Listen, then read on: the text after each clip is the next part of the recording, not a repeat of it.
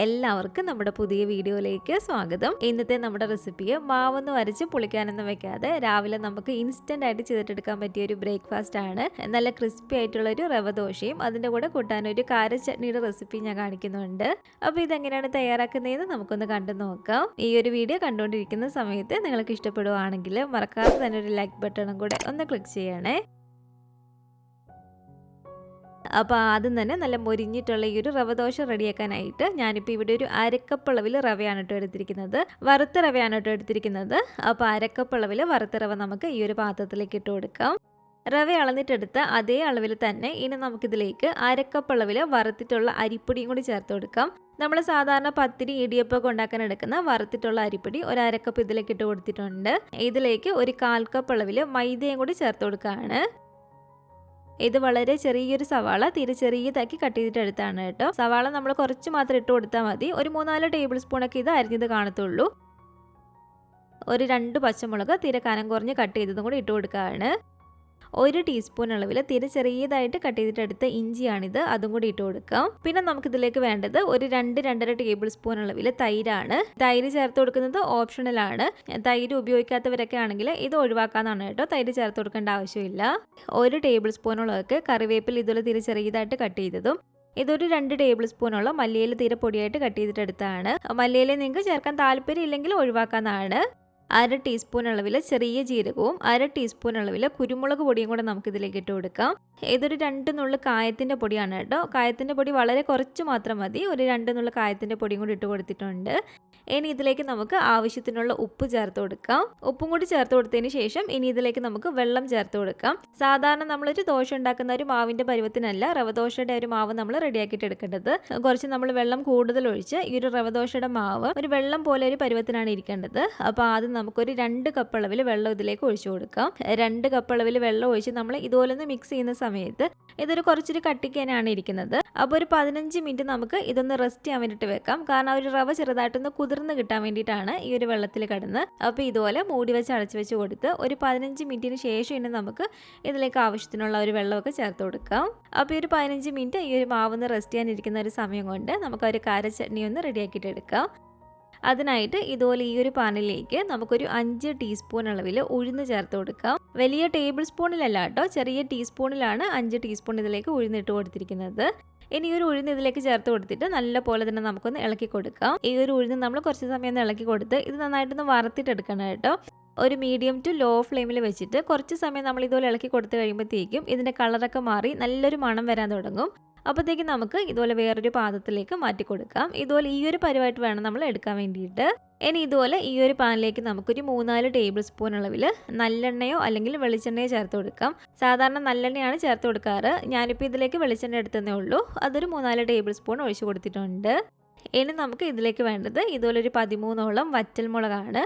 ചൂടായിട്ട് എടുക്കുന്ന എണ്ണയിലേക്ക് മുളക് ഇട്ട് കൊടുത്തിട്ട് നമുക്കൊന്ന് വറുത്തിട്ടെടുക്കാം.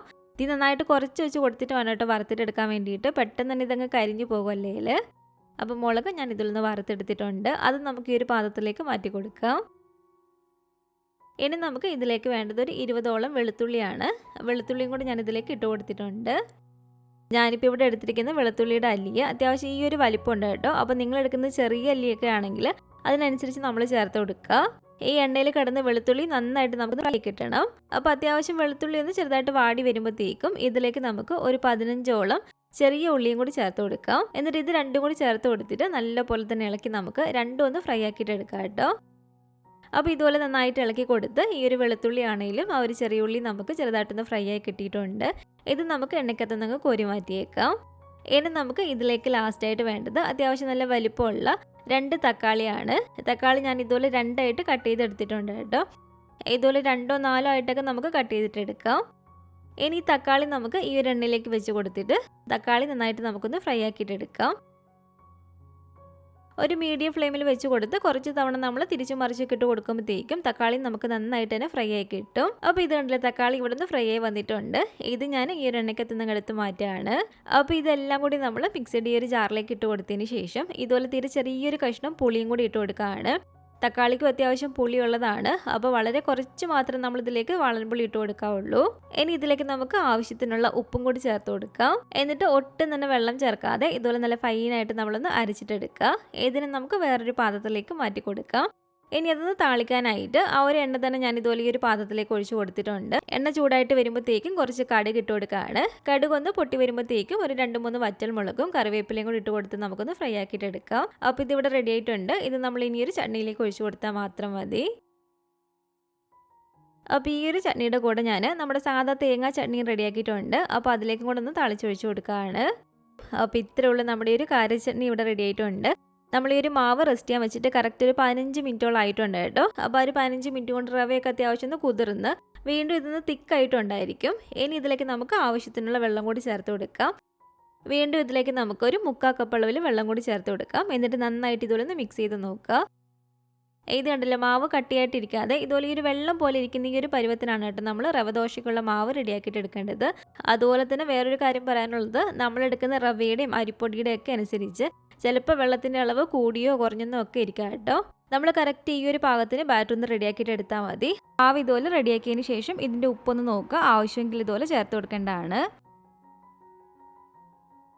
അപ്പോൾ ലാസ്റ്റ് ഇതുപോലെ വെള്ളമൊക്കെ ഒഴിച്ച് നമ്മൾ ഈ ഒരു ബാറ്റർ ഒന്ന് റെഡിയാക്കി എടുത്താൽ ഇനി നമ്മളിത് റെസ്റ്റ് ചെയ്യാൻ വേണ്ടിയിട്ട് വെക്കരുത്. അപ്പോൾ തന്നെ ചുട്ടിട്ടെടുക്കണം. നമ്മൾ ഏത് പാനിലാണോ ദോശ ചുടുന്നത് ആ ഒരു പാന് നല്ല ഹൈ ഫ്ലെയിമിൽ തന്നെ വെച്ച് കൊടുക്കുക. നല്ല ചൂടുണ്ടായിരിക്കണം കേട്ടോ പാന്. മാവ് പാനിലേക്ക് ഒഴിച്ചു കൊടുക്കുന്നതിന് മുമ്പ് വീണ്ടും ഇതുപോലെ മാവ് നന്നായിട്ടൊന്ന് മിക്സ് ചെയ്യുക. ആ ഒരു റവയൊക്കെ അതിൻ്റെ അടിയിൽ പോയി അങ്ങ് കിടക്കും. അപ്പോൾ നല്ല പോലെ തന്നെ ഇതുപോലെ മിക്സ് ചെയ്തതിന് ശേഷം ഈ ഒരു മോളിൽ നിന്ന് ഇതുപോലെ തവിയിൽ കോരിയിട്ട് നമ്മൾ ഇതുപോലെ കുറച്ച് മോളിൽ നിന്നായിട്ട് ഒഴിച്ചു കൊടുക്കുക കേട്ടോ. ആ ഒരു മോളിൽ നിന്നായിട്ട് നമ്മൾ ഇതുപോലെ ഒഴിച്ചു കൊടുക്കുമ്പോഴത്തേക്കുമാണ് ആ ഒരു ചെറിയ ചെറിയ ഹോൾസ് വരുന്നത്. അപ്പോൾ ആദ്യം ഈ ഒരു സൈഡിലെല്ലാം ഇതുപോലെ ചുറ്റിച്ചൊഴിച്ച് കൊടുക്കുക. എന്നിട്ട് സെൻറ്ററിലായിട്ട് ആ ഒരു ഗ്യാപ്പൊക്കെ നമ്മളൊന്ന് ഫില്ല് ചെയ്ത് കൊടുത്താൽ മതി. എല്ലാ ഗ്യാപ്പും നമ്മൾ ഫില്ല് ചെയ്ത് കൊടുക്കേണ്ട ആവശ്യമില്ല. റവ ദോശ ചെറിയൊരു നെറ്റിൻ്റെ ഒരു പരുവത്തിനാണ് ഇരിക്കുന്നത്. അപ്പോൾ ഇതുപോലെ ഈ ഒരു ചെറിയ ചെറിയ ഒരു ഹോൾസ് ഒക്കെ വേണം കേട്ടോ. അപ്പോൾ മാവ് ഇതുപോലെ ഒഴിച്ചു കൊടുത്തതിന് ശേഷം ഇനി നമ്മളൊരു മീഡിയം ഫ്ലെയിമിൽ വെച്ച് കൊടുത്തേക്കാം. മീഡിയം ഫ്ലെയിമിൽ വെച്ച് ഇത് അത്യാവശ്യം എല്ലാം ഒന്ന് വെന്ത് വരുന്ന ഈ ഒരു സമയത്ത് ഇനി നമുക്കിതിലേക്ക് കുറച്ച് നെയ്യൊന്ന് ഇതുപോലെ ചുറ്റിച്ച് ഒഴിച്ചു കൊടുക്കാം. നെയ്യോ ബട്ടറോ അല്ലെങ്കിൽ ഓയിൽ വേണമെങ്കിൽ ഒഴിച്ചു കൊടുക്കാമെന്നാണ് കേട്ടോ. പക്ഷെ നെയ്യ് ഒഴിച്ചു കൊടുക്കുന്നതാണ് കുറച്ചും കൂടി നല്ലൊരു ടേസ്റ്റ് ഉള്ളത്. നെയ്യ് ഉപയോഗിക്കാത്തവരാണെങ്കിൽ ഓയിൽ ഒഴിച്ചു കൊടുത്താലും മതി. സാധാരണ നമ്മളൊരു ദോശ മൊരിയിച്ചെടുക്കുന്നതിനെക്കാട്ടിലും ഈ ഒരു റവ ദോശ മൊരിഞ്ഞ് വരാൻ വേണ്ടിയിട്ട് കുറച്ചും കൂടി സമയം ഒന്ന് കൂടുതൽ എടുക്കുക കേട്ടോ. ഒരു 4 മിനിറ്റോളൊക്കെ കഴിയും നമുക്ക് നന്നായിട്ടൊന്ന് മൊരിഞ്ഞ് കിട്ടാൻ വേണ്ടിയിട്ട്. കാരണം ഇതിൽ വെള്ളത്തിൻ്റെ അളവ് കൂടുതലല്ലേ, അപ്പോൾ കുറച്ച് സമയം ഒന്ന് കൂടുതൽ എടുക്കുമെന്ന് മാത്രമേ ഉള്ളൂ. അപ്പോൾ അടിവശം ഇതുപോലെ നന്നായിട്ടൊന്ന് മൊരിഞ്ഞ് വന്നാൽ ഇതിന് നിങ്ങൾക്ക് ഇതുപോലെ മറിച്ചിട്ട് വേണമെങ്കിൽ കൊടുക്കാമെന്നാണ്. മറിച്ചിട്ട് കൊടുത്തില്ലെങ്കിലും കുഴപ്പമില്ല. അപ്പോൾ ഞാനിതൊന്ന് മറിച്ചിട്ട് കൊടുത്ത് ആ ഒരു സൈഡും കൂടി ചെറിയതായിട്ടൊന്ന് മൊരിയിച്ചെടുക്കുന്നുണ്ട്. ആ ഒരു സൈഡ് ഞാൻ ഒരുപാട് മൊരിയിച്ചിട്ടില്ല, ചെറിയതായിട്ടൊന്ന് മൊരിയിച്ചതേ ഉള്ളൂ. അപ്പോൾ നമ്മൾ ആദ്യം ഒഴിച്ചു കൊടുത്ത ഈ ഒരു ദോശ ഇവിടെ റെഡി ആയിട്ടുണ്ട്. നല്ല പോലെ തന്നെ ഇതുപോലെ മൊരിഞ്ഞ് വരുന്ന ഈ ഒരു സമയത്ത് ഇതുപോലെ മടക്കി നമുക്ക് വേറൊരു പാത്രത്തിലേക്ക് ഇത് മാറ്റി കൊടുക്കാം. അപ്പോൾ വീണ്ടും നമ്മൾ രണ്ടാമത് ഒഴിച്ചു കൊടുക്കുന്ന സമയത്ത് പാന് നല്ല ചൂടുണ്ടായിരിക്കണം. ഹൈ ഫ്ലെയിമിലേക്ക് വീണ്ടും വെച്ച് കൊടുക്കുക. എന്നിട്ട് മാവും നമ്മൾ ഇതുപോലെ നന്നായിട്ട് ഇളക്കി കൊടുക്കണേ.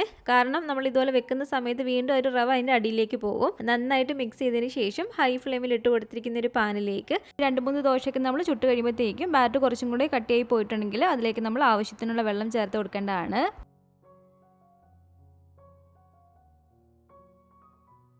അപ്പോൾ ഈ ഒരു ദോശ ഇവിടെ റെഡി ആയിട്ടുണ്ട്. ഇതുപോലെ തന്നെ നമുക്ക് ബാക്കിയുള്ളതെല്ലാം ഒന്ന് ചുട്ടിട്ടെടുക്കാം കേട്ടോ.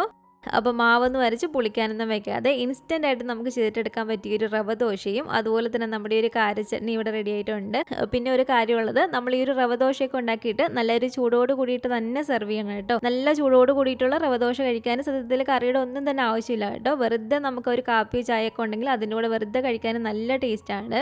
ഇനി നിങ്ങൾക്ക് മറ്റ് കറികളുടെയൊക്കെ കൂടെ കഴിക്കണമെന്നുണ്ടെങ്കിൽ അങ്ങനെ കഴിക്കാനും നല്ല ടേസ്റ്റി ആയിട്ടുള്ളൊരു ദോശ തന്നെയാണ്. നിങ്ങളിത് ട്രൈ ചെയ്ത് നോക്കുകയാണെങ്കിൽ ആ ഒരു വെള്ളത്തിൻ്റെയൊക്കെ ഒരു പാകം നമ്മൾ കറക്റ്റായിട്ടൊന്ന് ചെയ്തെടുത്താൽ മാത്രം മതി. നല്ല പെർഫെക്റ്റ് ആയിട്ട് തന്നെ നമുക്കിത് ചെയ്തിട്ടെടുക്കാൻ പറ്റും.